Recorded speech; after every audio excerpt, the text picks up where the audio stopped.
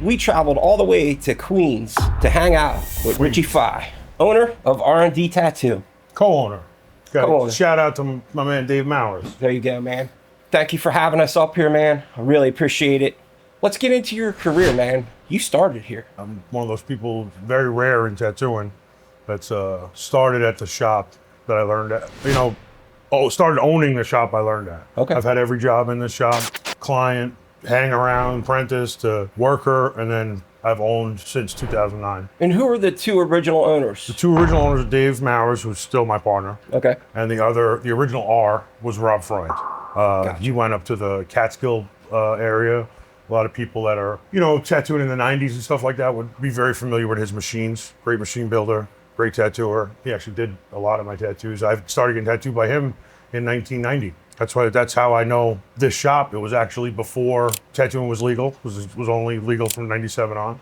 I got tattooed in, I think, 91, which was right around here. He had a little basement set up in his parents' house. You got into this in, what, 97? No, the shop's been open since 97. I was hanging around here. I actually didn't start tattooing until I was about 27. I was doing other, I had a corporate job, plus I was playing around in bands and stuff. I was in hardcore bands at the time.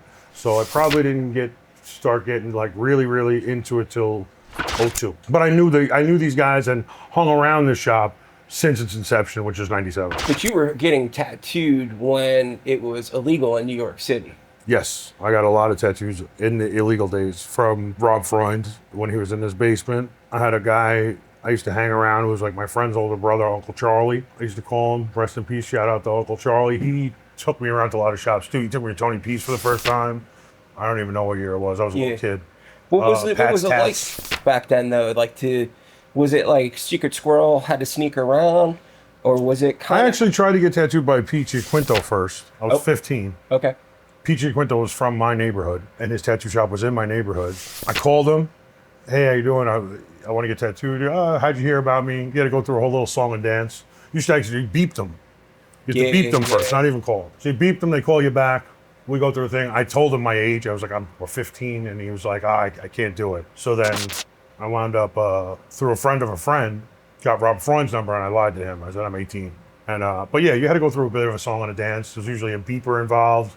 You wound up having to have at least one person vouch for you. Okay. Like, oh, you tattooed this rose on this guy. Mm-hmm. It was a guy that, like I said, a friend of a friend. And Rob was like, oh yeah, I know that kid. Yeah, you can come on down.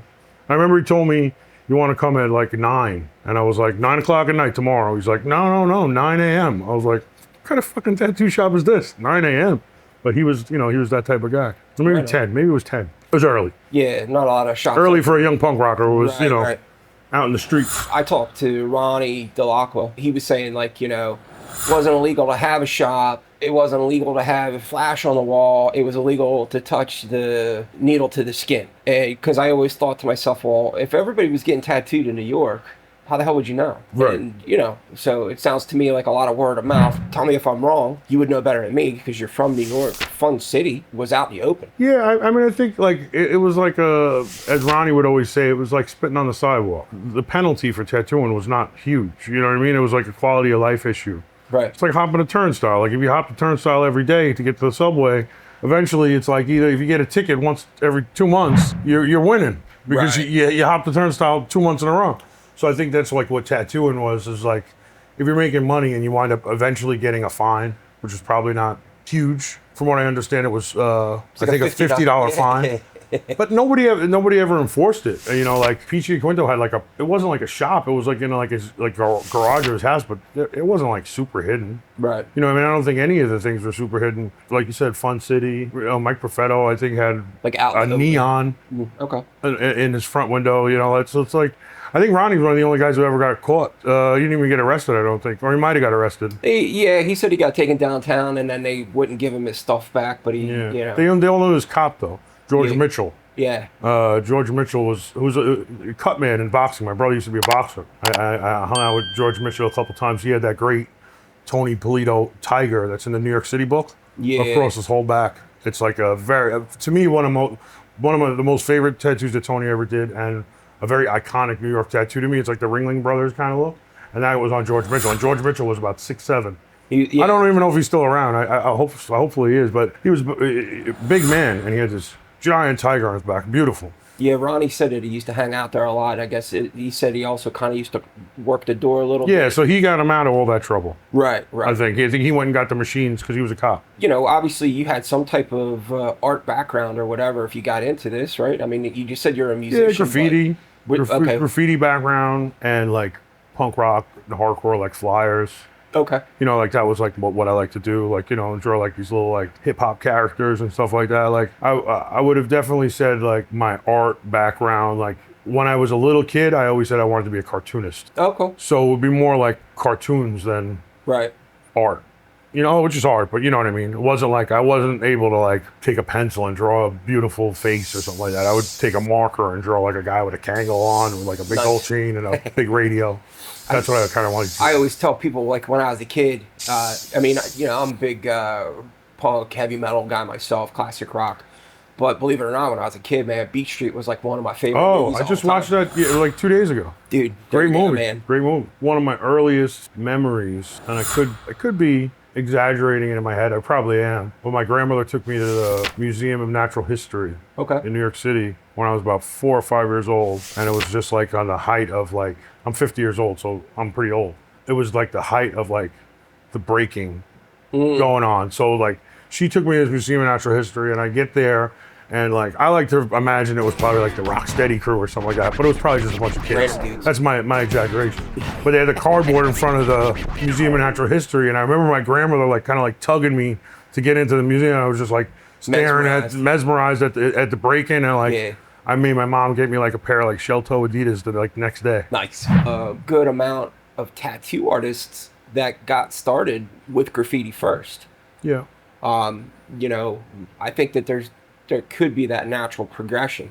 Now, would you say your style is more American traditional, or are you doing a little bit of everything? I mean, I'm a street shop tattooer. I could do everything. I mean, I'm getting a little older now, so I pretty much, you know, there's a big staff here, so I do more appointments than I do like walk-in stuff. So the appointments are generally more on the traditional side, and then some other shit that's like, you know, just regular tattoos. But to your point before about the graffiti thing, I think it's like a lot of the guys that were graffiti inspired, a lot of us do lean towards traditional because it's the same essence where it's like you have to have like a bold line, you have to have like, you know what I mean? Like you want your graffiti to be seen from across the street. Right. You also want a traditional tattoo to be seen from across the street. So I feel like that's where a lot of us leaned. When I first started getting into tattooing, I was way more graffiti inspired and way more like street art inspired. And it wasn't until I met like guys like Ronnie. Ronnie was a big part of like, he handed me, you know, I could tell you the story of how I kind of got into traditional tattooing, and it had a lot to do with Ronnie and Pete. Well, let's get into that. I mean, you know, you were very influential in putting together the Sitdown.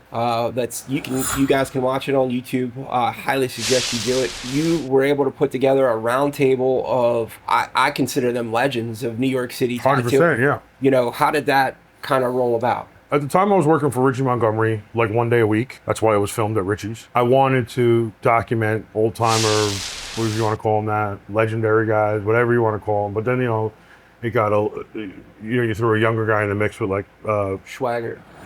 I wanted to host, but I threw like, you know, Perfetto in and stuff like that, as far as like, you know, I wanted to bridge the gap of like, you know, New York tattooing. And it was like, at the time I was really into like the band years. Like that's what I was always thinking. And those were like the 5 guys to me that did New York City tattooing during the band years. Also, Angelo from the Bronx, who got sick that day. He was supposed to be on it and he couldn't come. So he at the game, actually wound up in the hospital or something that day. And he was like Tony P's like right-hand man. So it would have been great to have Angelo in there also. Unfortunately, it didn't work. So yeah, I was super into the band years, and I was working with Richie, talking to Richie about the band years. Tony P, who would always come to Richie's shop, they were very good friends, so they would come visit. Me and Schweigert are like tattoo nerds. We'd be working a convention together and then sit in the hotel room, you know, me smoking 100 cigarettes, and we just talk tattoos the whole night in the hotel room. So Schweigert was like really like on the same level as me as far as how much he was interested in that era. So I kind of just said, what do you think if we, you know, do this, do that? And I was lucky enough that those guys were all my good friends. Yeah. That they trusted me. Those guys wouldn't have been too open, a lot of other people behind the camera there. So I just like bought video. Like I don't know what I'm doing. You know, I didn't know what I was doing. That's why it's not edited all that great. But yeah, I bought video equipment, asked Schweigert to host it, and then filmed it, edited it myself. It took me a couple of months figuring out like how to edit and stuff like that. I didn't do the greatest job. I'm proud of it in the fact that it's documented. But You should be, man. I would have wished I would have just like not been like a kid who like said I could tattoo, and then you go buy tattoo equipment on Amazon. That's what I did with being a video guy. Like I was just like, yeah, I could do it. Well, how hard could it be? And like I said, I'm proud of it, but I wish I would have like maybe hired an editor. Yeah. And did all that stuff, and it would have been a little clearer. It's definitely one of my banes of existence right now, editing. Yeah, it's rough. It's my understanding that conversation was like three hours. It was about 3 hours. And you trimmed it down to about an hour and a half? About an hour, I think. Hour? I think it's like 2.5 hours. Some of the stuff was not in a bad way, but it's too much like insider baseball going on. Yeah. At certain points, it's just like, if they're talking about which needle bars they like, with the stiffest needle bars, and they're all, it just really wasn't very interesting for the general public. 5 old school tattooers, plus Schweigert, there was a lot of talking over each other. Like in certain parts, like they said some cool stuff that I would have loved to be able to isolate it, but there was just a mic on the table. Right. I mean, they weren't individually mic'd. I couldn't isolate what. So if there was like two, like Ronnie and Pete would be talking about something, and then Tony would be in Mike Perfetto's ear whispering something. Like there's a couple of moments in there like that are caught, like for people who haven't seen it. Perfetto says, "Yeah, why didn't you get tattooed by Coleman when you've seen him?" And Tony leans over, he goes, "Because he was an old man. He's doing tattoos like I do now." Like little jokes there. That was. I wouldn't get it. Very, very thick glasses. I remember wore a T-shirt and a captain's hat, and he was there until around then. He died. Mm-hmm. He died about that 73, time. Right?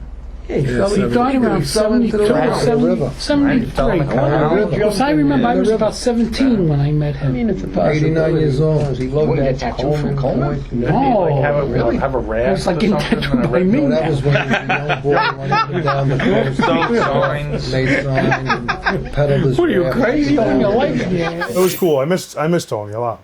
Yeah, well, you were real close with Tony Polito, right? Yes, later on after like post retirement. Okay. After he was retired, he wound up being tattooing Saturdays only for tattoo collectors only for almost 2 years, and I was there every Saturday with him.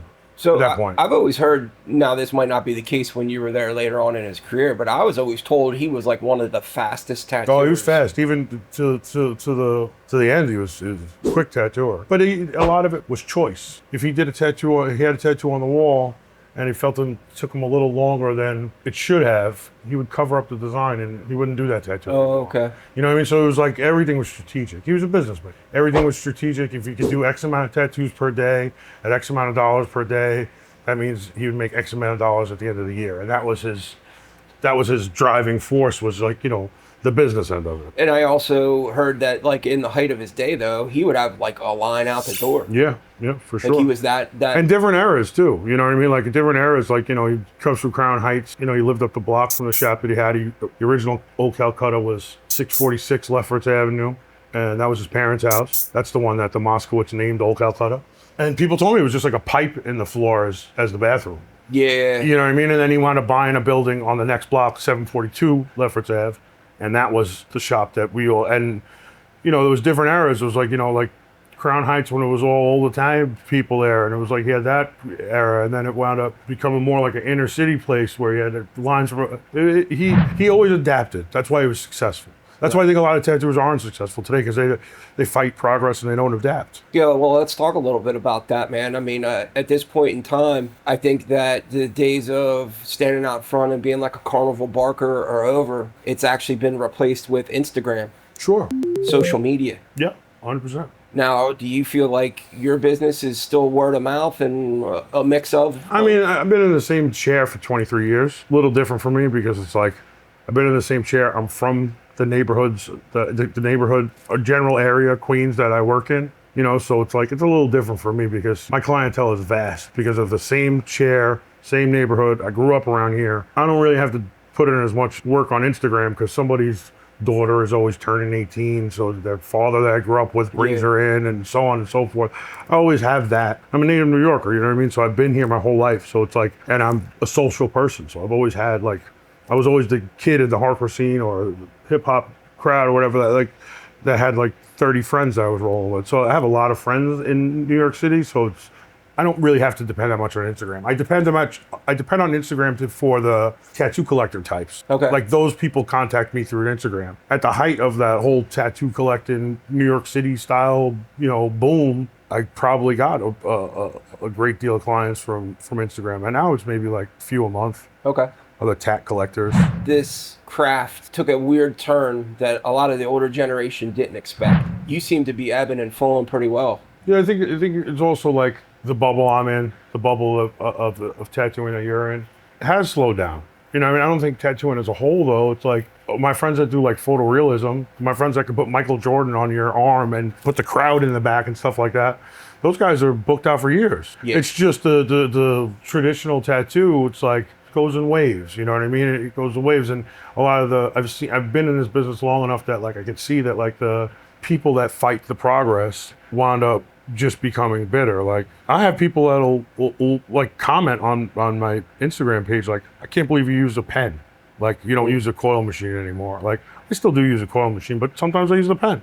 And it's like, nobody's a pure. You know what I mean? You can be as pure as you want, but you drive a car to work. You know what I mean? You're not riding horse and buggy. You're not riding a horse to a cave and plucking it in with a chicken bone. When you do that, you can call me not a pure. You know what I mean? When you go all the way back and you do it like a caveman, that's a purist. I think a lot of the older guys are annoyed with the pen thing because it's part of a bigger story that's going on in the background. There's the whole nexus, big. But that's like the old guys that were mad at gloves. Well, that's You know what I mean? The old guys, he hears nobody could have done this. The only reason you kids can do this is, which was my era coming up, the only reason you kids could do this is because you got the Thermofax machine. If you still had to cut plastic stencils, you would have never made it. Right. This one would have never made it, and that one would have never made it. And it's just a bunch of bullshit. It's just that tattooing is a constantly evolving thing. And if you decide to let yourself get left behind, you're gonna get left behind. Yeah. Quick. If you look at Sailor Jerry, for instance, right? Had he known Ed Hardy and Malone were pot-smoking hippie types, he probably would have been like, there's no way I'm showing these guys anything. And it's also been said to death that he was a very innovative man. He was into computers and stuff like that. Tony P was the same way. Like, if he said something's going to make my job easier, he was going to use it. He told me he got it a little bit wrong, but he was a wacky way he explains things. But he's like, Richie, I'm telling you, in the future, they're going to have one of these magic markers. It'll be made like in Germany or something like that. And it'll be just like that. And they're going to make a stencil that you don't even have to think about. And that was, he told me that 15 years ago. Now you have like these stencil machines that can make a perfect stencil where it looks like a picture, where the shading is there and everything. And there's a magic marker type of tattoo machine that people put it in with. It's progress. You can't fight it. You're all for progress. You're all for, making advancements and doing whatever you got to do, right? Always, my saying is always, one foot in the past, the other foot in the future. I agree with that 100%. Where I was going, though, was what do you think about the robot machine that's tattooing?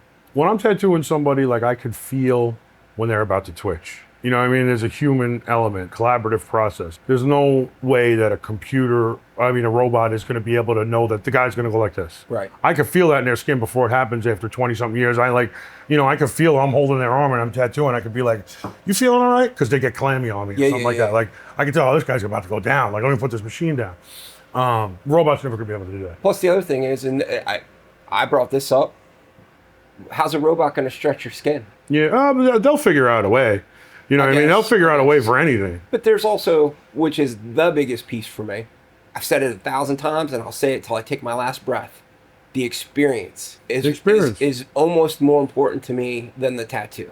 Yeah, 100%. What experience are you going to have other than, hey, I got this tattoo by a robot?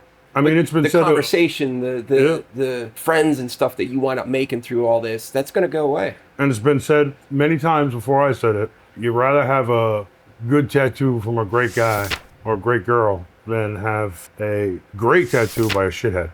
Exactly. You know what I mean? Like that lasts. And I'm not trying to get all spiritual or anything like that, but there's a collaborative energy that's being exchanged during a tattoo. That's a robot will never be able to do that, and like, you know, some people are not able to do that. That's why they're not successful. Like, you know, we have one bad review on Yelp, this shop. Okay. And the bad review on Yelp is like, this guy's like the fucking mayor. Everybody comes in and says hello to him the whole time. That's a bad thing? That's not a bad I'm a thing. pillar of the fucking community? That's all of a sudden a bad thing? That's a good thing. People want to be somewhere where, like, you come into a shop and you feel comfortable. You know what I mean? There's no tattitude here. It's just like, yo, come here, get tattooed. We're going to have a bunch of laughs. We're going to chill. We're going to, you know, everything's going to be cool. We'll smoke cigarettes and drink iced coffee outside. Everything is chill. That's what the experienced people want. Everybody could do good, most people could do good tattoos at this point. I'm not really a big fan of me wearing headphones, my artist wearing headphones. Oh, that's terrible. No conversation, like, you know, man, there's got to be some camaraderie in this thing that happens. I've put my faith in you to put something on my skin that's going to be with me until the day I die. If you think about like Japanese style tattooing, which I mean, I wish I could do it, but I can't. I'm not good at it. The artist picks what the person's going to wear. Yeah? Because they get to know them. Yeah. You know what I mean? And there's something to be said, like, all right, it's not going that deep with like a traditional tattoo shop, but it's like, if you wanted something and I know that, like, that doesn't really fit you, bro. Like, why don't you get this? Yeah. You know what I mean? And if I'm just wearing headphones and you're wearing headphones and you're just giving me a picture and I'm just, you know, AI generating the image and putting it on your skin, yeah, it's not that it takes all the magic out of it. There's guys in, you're talking about the Japanese tattooing or whatnot. How about the Polynesians where you go sit down with the guy for a couple hours and he says, all right, come back in 2 days, and then he has the design. Yeah. Because he picks out a design that meets your or fits your aura, your vibe that you're throwing off, and, you know, because it's very almost religious for them. Well, it is in some senses, right? As I started to get tattooed throughout the years, there were people that turned me on to the history of it. And it fascinated me, and then I started to dig into it. And, you know, McCabe wrote a phenomenal book about New York City tattooing. Matt Lauder wrote a bunch of really cool... Shout out Mike McCabe. I was just texting him yesterday. Alumni of the shop. He also worked there. When I first started, he was working here. There's something to be said about learning some history or whatever while you're doing it, getting it done. 100%. I mean, it's a good, especially in the traditional world, a good tattoo artist, a tattooer, whatever you want to call him, is just a link in the chain. It's been said many times by many people. It's just a link in the chain. You're just carrying on a tradition. That's why it's called traditional tattooing. Right, you got that So you need to know what's going on back then, and you need to embrace what's going on forward. Because if you, or else you're gonna be a broken link in that chain. If you know, like, there's a lot of young people that work here. Like, I learn more from them at this point than I learn from the old timers that I'm around. But I learned so much from the old time. You know what I mean? And it happens quick. It's like, I was the young hotshot hanging around with, you know, Tony and all those dudes. You know, the young guy. You know, no gray in the beard. You know what I mean? And all of a sudden, what seems like 15 minutes later, I'm the young guy. Like, yo, what's up, OG? Like, I want to get this, you know, tattoo from you. Like, oh shit, am I dropping dead soon? Like, you're getting souvenirs from me already? It's like. So, is your shop open 7 days a week? 7 days a week. And then what are your hours here? We're open till from 2 to 8 on the week, and then 12 to 8 Saturday, 12 to 6 Sunday. Okay. And then the shop Instagram R&D at R&D Tattoo. Okay, let's go back to the old heads, the legends, we should call them. They don't like being called old. I know. I think that's kind of why I do it now, because they're like, stop saying that. Stop with the old man. They never set out to be that. Yeah. And I think that's where a lot of the newer generation it doesn't compute to them, because I think there's a lot of people, not everybody, obviously. But there are a lot of people that get into this that are like, oh, I want to be rich, I want to be a rock star, not realizing that a lot of these guys back in the day got into it because it was a job they could do to feed their family and their kids. And it wasn't glamorous. Right. It wasn't glamorous. It was, you know, New York had like there was a bit of a mafioso swagger to a lot of those guys. So maybe glamorous in that way, where they had big Cadillacs and shit like that. But it was not a glamorous profession. You know what I mean? And those old guys will all tell you, it's like, they were doing an illegal activity, so clients had a one-up on them that that other places don't realize about. Like, so if like somebody came in and said, hey, I want this tattoo, and it was something you didn't want to do, if that happens in 2025, I'm like, I'm not really interested. I don't want to do that. I don't think it's going to look good, or whatever the reason I choose not to do a tattoo.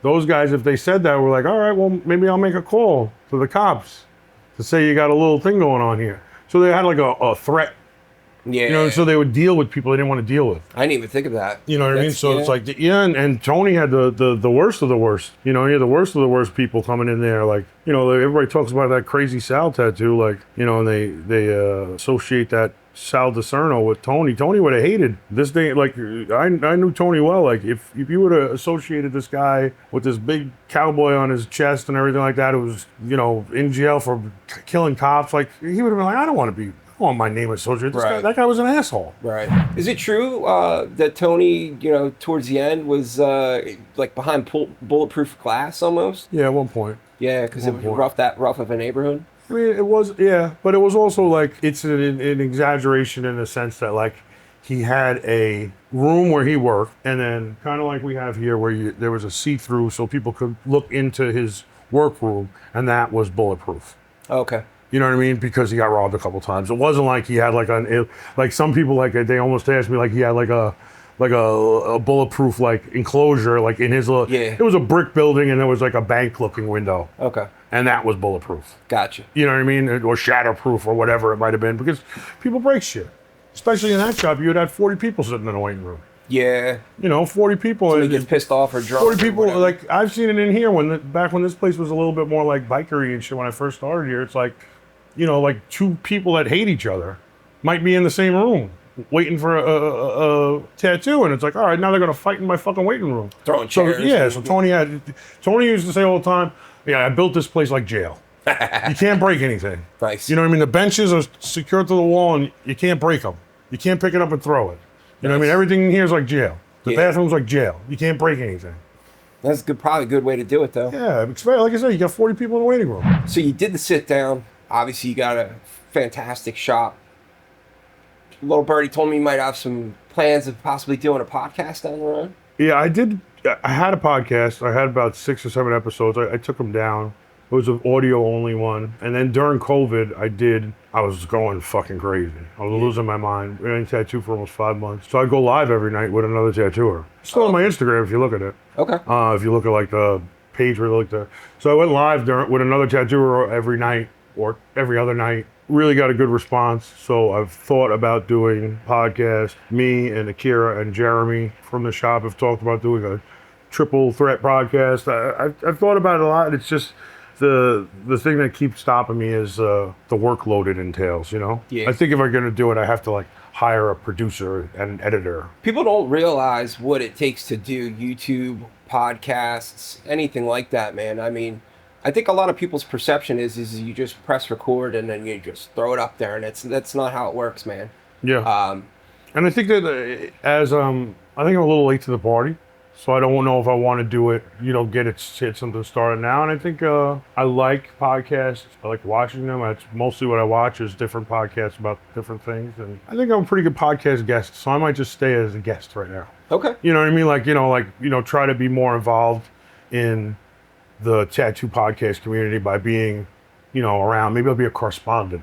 I don't know if I want to do a whole thing. I don't know.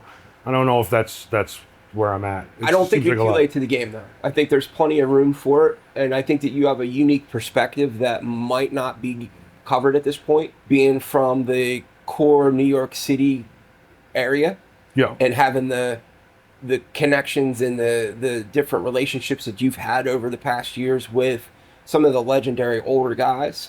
I think that brings a unique perspective, which is kind of why I wanted to do this interview with you today, because not only do you have what I think is probably one of the greatest videos ever taken of New York City history, with a fantastic, group of legendary guys, but you have relationships and conversations that a lot of us will never get to have. You could talk about, but you lived it and you were a part of it. So don't cut yourself short, man. I think you got the potential here to. I appreciate that, and I also do feel like a certain responsibility, because I like I've told, I'm pretty open about sharing information with young tattooers, even if it's tattooers I don't know, if they ask me a question, whatever it might be, because it's almost a responsibility. If these old timers and legendary dudes shared this information with me, what am I going to do? Drop dead with it? Right. All in this giant head of mine? No, I got to share it. Right. That's the responsibility of traditional tattoos. That's a tradition you got to pass on. You know what I mean? Like, I'm not into like, what young people I guess call gatekeeping. I think it's stupid. But I feel like there are certain scenarios where maybe some of the older guys hold back stuff until they feel that the person that's doing it is ready. If you're asking me something with a sense of entitlement, you're gonna get like, I don't owe you anything. Right.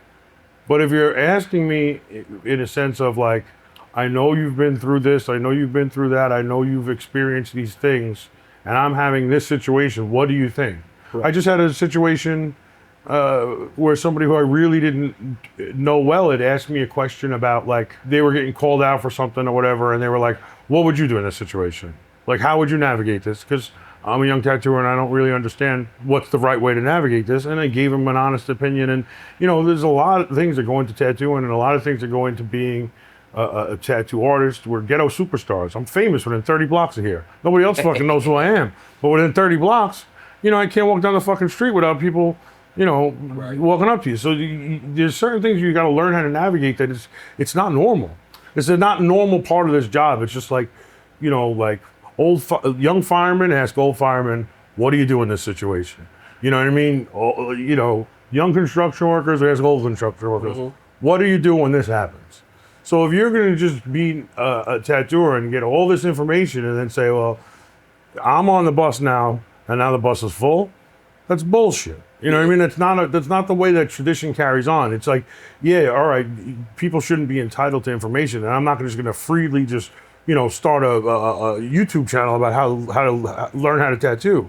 But if you're in the game, you've got yourself in the game, you've obviously made it a point to be good to tattooing enough that you've gotten to the game, that you're in a tattoo shop and stuff like that, like you are now have to be treated as my peer. And if a peer asks me a question on how I can help, I'm going to help. Right. Because what's good for tattooing is good for all of us. Right. What's the old saying? The tide rises all boats, or something like that. I don't know. I'm not a fucking sailor. Close enough. But it's something like that. You know what I mean? Like, what's good for the industry, whatever you want to call it, the business, what's good for all of us is going to be for us to be good. If you got some young kid that's carving people up and you don't know why he's, hey, stop doing this. Yeah, you want to correct it. What's going to happen is that carved up tattoo, it's like, the person's going to go to the doctor and have to get infected, and so it could turn into a court case and this and that, and all those things could steamroll. Oh yeah. Tattooing got banned in New York City. There's a couple of different versions of why it got banned, but one of the main culprits was heroin. So heroin, people started shooting up heroin, getting hepatitis. The city doesn't know that heroin's becoming chic in 1964 and it's becoming a big thing. So they blame the tattooers. The dirty needles. Yep. It wasn't dirty needles. The tattooers couldn't band together because the barbers were kind of using the same razors on everybody, and they were cutting people and probably transfer. The tattooers couldn't get together on them. You know what I mean? There's 15 of them. They all hate each other. Right. And what happens? They don't get together. So barber, it's not like they made a task force about heroin. It's not like they shut down barbershops and made them clean up. It's like tattooing. Well, that's gone. That's illegal now, and it's because there was no community. Right. That's why it also had to do with the World's Fair was coming to Queens, and the mayor didn't want the dregs of society, the underbelly society to be shown. So there's a lot of stuff that went into the ban, but part of it is no community. The World's Fair thing is the thing that I've heard probably the most. It was a perception change. You bring up a super valid point though about the whole heroin thing. That transmits hepatitis. People share needles. I've also heard stories about health inspectors getting kicked out and other yada yada. Sure, like it was a number of things that probably went into it, and all these things can be true at the same time. But if the tattooers would have formed a community and got together and said, hey, this isn't us, look, this is what we do. Yeah. Then you could have had a situation where the city could have said, like, all right, well, at least these guys that are doing this thing can stay. But instead, it's like you go up to one block, like, I don't use that. It's probably the guy up the block. Go check him out. Yeah. You know what I mean? Throwing everybody else under the bus. So if you're seeing a young kid working in a tattoo shop and he's carving somebody up, and be like, what are you doing? Yeah. Like, why are you doing that? Like, not like you shouldn't be doing that. That's not you. Like, stop carving them up. because you're doing A, B, and C, and that's wrong. Right. Why don't you just, you know what I mean? But people are afraid of competition or this. Those days are over. Yeah. You know what I mean? They're coming, whether you like it or not. Yeah, it's just what are you holding on to? It's like fighting Father Time. He's always gonna win. You know, you were saying about like the community not coming together. I didn't even think about that because, from my understanding, it was really Crazy Eddie and Coney Island Freddie were really the only two that kind of went to bat to try to get to fight against the band, right? It was. There was a couple of guys that fought against the ban. If you're talking about when the ban was happening and trying to make it stop, I don't know that Freddie was involved. Freddie was involved in the re-legalization of it in '97. He was adamant about it being. If you ever do interview Mike Perfetto, that was his uncle. Yeah, and you'd be able to get the real deal story from him. I don't want to tell a story that's I don't know is completely true, but Wes, who just passed away, rest in peace, from Unimax. Clayton Patterson. Clayton. I believe this woman, Eve. I think her There's name was actually Eve. 5 of them, and the other. So I knew about Clayton and Wes, right? The other 3 I didn't really know about until just recently. Yeah, it was Coney Island Freddie, Eve, and somebody else. I don't remember but so when I did an episode on Coney Island, I actually had the original court documents from forget what year, but it was Eddie Funk, okay. and it was Coney Island Freddie. All right. And they had, at the time, I guess Freddie was working as a carpenter or something. They had all the documentation. That was right at the beginning. And then I know Freddie later on, the second time around. But I think there was also 2 time periods where they tried fighting it before 97. So there was the initial, there was like a year or 2 after, and then again. So it's just a very unique history to me because I really wanted to dive into the band years, which is what you're saying, like your interest lies. It still blows my mind. And you're talking about... I think that's why Tony is such a beloved figure in tattooing. He was the first guy back. Yeah. He was the first guy back in 1970. But you're talking about like, Sharon or being a guest and stuff like that. I mean, when I reached out to you to do this, dude, instantly you're like, hell yeah, when do you want to do it? Yeah. Like there was no hesitation. You would be good doing that podcast because you're willing to be the guy that's got the olive branch, to extend the olive branch, to maybe break down some of that. And that's what I always say, the 1 foot in the past, 1 foot in the future. Yeah. That's what's important. That's what's going to have to happen. Yeah, you're not going to be, people are not going to be able to sustain a tattoo shop in this climate if you're just like, you get no bend to you. You know what I mean? It's like, no, this is the way it is, this is the way it's got to be, and that's the way it is. Yep. It's the way it's supposed to be. That's cool. Everybody's going to have to give a little bit. But it's not gonna lead to success. Yeah. You know what I mean? It's gonna lead to maybe you have a very niche thing going on, and that works for some people. And I you know what I mean? I see tattooers that have a huge like niche market where they do just a very specific thing. But if you're gonna be rigid is the word. Okay. If you're gonna be so rigid in holding on to something that doesn't exist anymore, you're not going to succeed. You're going to get left in the dust. You're going to get left behind. You know what I mean? That's just the way everything works. If you're, we talked earlier that you had some experience in the music world. If we're talking about music, if like the glam bands that were out in like the later 80s or whatever, like when bands like Nirvana came along or whatever, like if you would have just stuck to what they got left in the dust. Yep. You know what I mean? Like the world has moved on from what you're doing. So you can, but you used to play Madison Square Garden, and now you're going to play Madison's Pub. Yep. You know what I mean? That's just how it is. Yeah. I think some of the old timers will probably be mad at some of the things I said, but fuck them. You know what I mean? Like, I look back, I think that there's some of these old timers would get a kick out of it, man. Especially like, let's even go even further back, man. I think Burt Grimm would love YouTube, Instagram, Facebook, because he was all about, hey, we're going to stop and do, Burt Grimm story time. I think that there were certain people in the past that would love to have had the ability to do podcasts and stuff like that because, let's face it, they wanted to tell their story. Yeah, and like we were saying earlier, off camera, is like a lot of these people had a carny element to them. Yep. You know what I mean? So they were like, they wanted to be. You can't hide in like a tattoo shop now and just be like as much as sometimes it sucks that you have to be like almost be half a content creator Yep. as well as a good tattooer. Yeah. You know, that part of the game is, you know, but some of those people would have really, you know, I mean, Lyle Tuttle was on the cover of Rolling Stone. There you go. You know what I mean? Like They wanted to be there. They wanted to be Yeah. out in front. and you had a lot of guys hated that guy because of that. Yeah. You know what I mean? You see those letters from Sailor Jerry to Ed Hardy, he fucking hated that. You know, Yeah. he didn't like a showman. But everybody that's been good in this game had a bit of showmanship. You have to. Anybody that's been a legendary type of guy had a bit of showmanship. Look, let's face it, man. Every neighborhood has a local legendary tattoo guy, right? Like you just said, I'm famous within a 30-block radius, right? I think that those guys are always just comfortable doing their thing, blah, blah, blah. But every one of them that's a bigger name guy that we've all heard of went out of their way to promote themselves. Yeah. Cliff Raven, Lyle Tuttle, Burt Grimm. I would say maybe Cap Coleman didn't, but it was just the time frame. I mean, yeah, you get to a point where it's just like you're the only game in town. Right. You know what I mean? That's a whole nother, you know. But those days are there's none.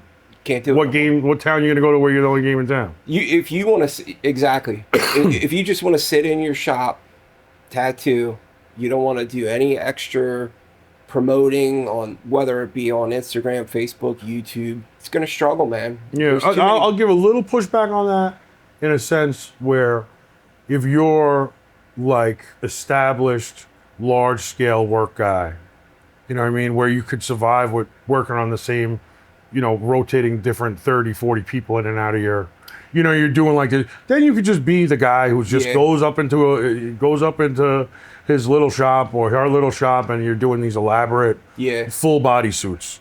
But if you're going to do these tattoos this big, you know what I mean? If you're doing tattoos, palm size tattoos, you're not going to be, you You're gonna have run to out of like, work. yeah, you're going to run out. You know what I mean? How many, you know, you got to do a couple a day. Yeah. You know what I mean? It's not like you're doing these large scale works. So I think like in that sense of the game, you know, depending on what your target audience is, you have to do certain things to, you know, like this, where I'm sitting here getting interviewed by, you know, for a podcast. You have to do stuff like that. You have to keep your name in the ether. Yeah. Gotta evolve, man. Yeah, 100%. Well, dude, I appreciate it, man. Thank you so much. Appreciate you. All right, everybody. Thank you for watching. Don't forget to check out R&D Tattooing on Instagram. And if you want to get a tattoo, hit Richie At up. Rich 5. There you go. Peace.